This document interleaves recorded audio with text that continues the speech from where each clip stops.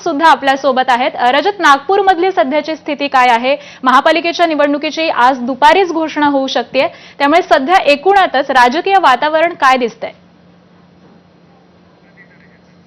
रजत, तर काही कारणाने रजत वशिष्ठ यांच्याशी आपला संपर्क होऊ शकत नव्हता। पुन्हा एकदा रजत वशिष्ठ आपल्या सोबत जोडले गेलेत। रजत,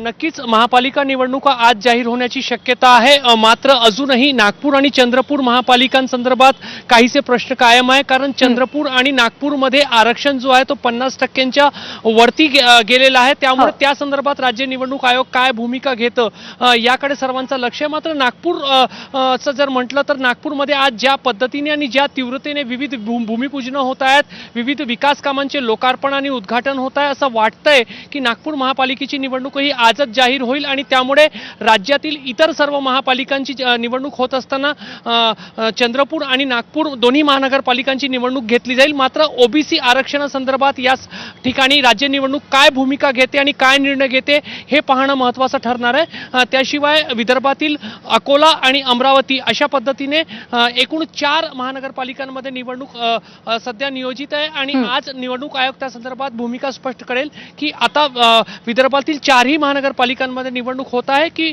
त्याच्यापैकी 2 महापालिका जे आहेत ते पुढे ढकलल्या जातात। अगदी बरोबर आहे। त्यामुळे आता 4 वाजताच हे स्पष्ट होईल की 4ही महानगरपालिकांची निवडणूक होणार की फक्त 2 महानगरपालिकांचीच निवडणूक होणार। यानंतर मी जाते मंदार गोंजारी